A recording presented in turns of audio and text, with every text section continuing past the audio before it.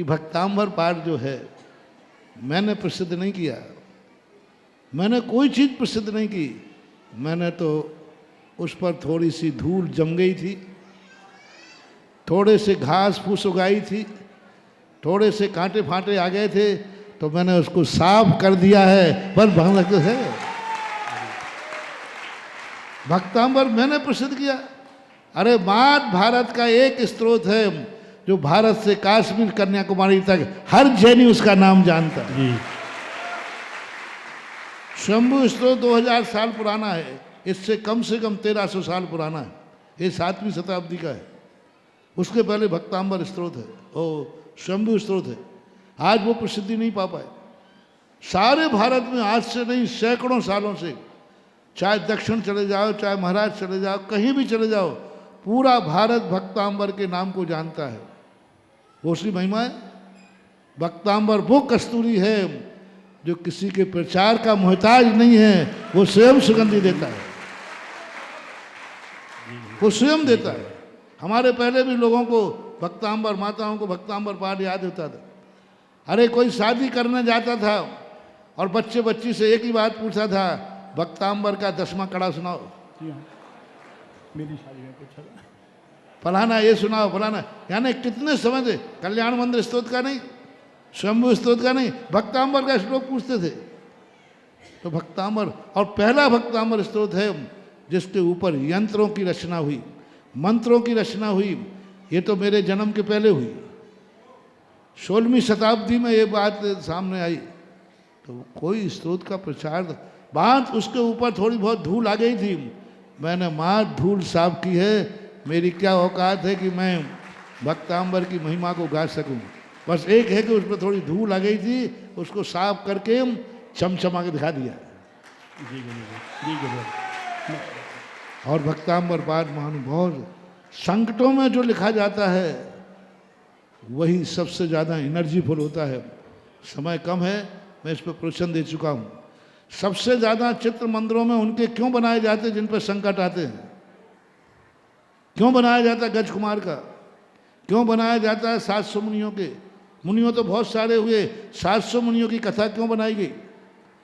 जिस मुनि के ऊपर सबसे ज़्यादा संकट आया हो उस मुनि की आराधना में, उनके नाम में उतने ही संकट मोचक की ताकत होती है। क्या बात है। इस पर मैं बहुत 3 दिन प्रवचन दिए थे मैंने कहीं विगत चतुर्मास में। सबसे ज़्यादा मंदिरों में वही चित्र बनाए जाएंगे। सबसे ज़्यादा ऐसी सतियाँ भी हुई हैं जिनके ऊपर किंचित मात्र संकट नहीं हुआ। उन्हीं सतियों के चित्र क्यों बनाए गए जिनको कोड़ी पति मिले? उन्हीं को क्यों कथा बनाई गई जिसके नाक का हार हुआ? उन्हीं के क्यों बनाए गए जिनके संकट हैं? पूरी कथाएं देख लो। वे ही राम जगत में प्रसिद्ध क्यों है? आज सारा जगत राम राम कह रहा है। 8 राम और हुए हैं जिनके जीवन में कोई संकट नहीं आया। उन राम का नाम कोई क्यों नहीं ले रहा है?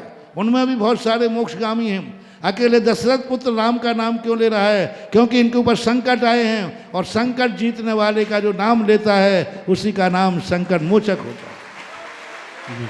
आज रामचंद्र जी का नाम, आज 24 तीर्थंकरों के नाम में वो ताकत नहीं है। सारा जगत जानता है पारसनाथ की ताकत क्यों ज़्यादा है। पारसनाथ को क्योंकि वो संकट में पैदा हुए हैं। 10 भाव से संकट में पैदा हुए, वो 10 भाव से संकट में रहे। इस भाव में भी केवल ज्ञान हुआ तो संकट में हुआ। अब वो संकट के भगवान कहलाते। संकट में केवल ज्ञान हुआ, इसलिए सारा जगत संकट मोचक पारसनाथ को मानता है। और तीर्थंकरों क्यों नहीं? और तीर्थंकरों के नाम में वो ताकत नहीं है क्योंकि वो संकट में नहीं बने, वे फूलों पे चल के बने हैं, और पारसनाथ कांटों पे चल के बने हैं। 24 तीर्थंकरों सबसे ज़्यादा प्रसिद्धि, सबसे ज़्यादा एनर्जी, सबसे ज़्यादा ताकत। सारे भारतवर्ष से पूछ लो, मेरे जन्म के पहले भी सबसे ज़्यादा मूर्तियाँ किसकी हैं? क्यों? क्योंकि वो संकट में बने। संकट में बने पारसनाथ में सबसे ज़्यादा एनर्जी है, उनके नाम में एनर्जी है। उनके नाम का व्रत रविवार का किया जाता है। आज तक किसी तीर्थंकर के नाम का कोई व्रत नहीं है। रविवार किसके नाम का है? ये सब हाथ कंगन को आरसी क्या स्पष्ट दिख रहा है कि संकटों में जो चीज़ रची जाती है, जो संकटों में से निकल के आता है, वो ही खरा सोना से ना दुनिया के संकट दूर करने में ताकत होती है। इसलिए भक्तांबर पार सबसे एनर्जीफुल भक्तांबर है, क्योंकि वो संकट में लिखा गया है। शंभु स्त्रोत भी संकट में लिखा गया है, वो भी विपदा में लिखा गया है। कौन सा स्त्रोत है जो बिना संकट के लिखा गया? शंभु स्त्रोत संकट में लिखा गया।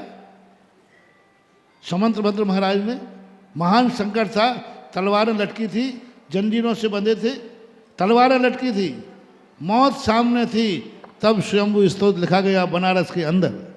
विशापाहार स्त्रोत, एक ही भाव स्त्रोत। अरे महानुभाव, भक्ति ग्रस्त में, भक्ति संसारी व्यक्ति में संकट में ही जागती है, दुख में सुमरन सब करें। हाँ, इसलिए मेरे पास उदाहरण है। आप मंदिरों में देखिए, सबसे ज़्यादा चित्र किन महान पुरुषों के बने हैं? जिन पे संकट आए हैं, जिन पे घोर संकट आए हैं। सबसे ज़्यादा पिक्चर कौन सी हिट होती है?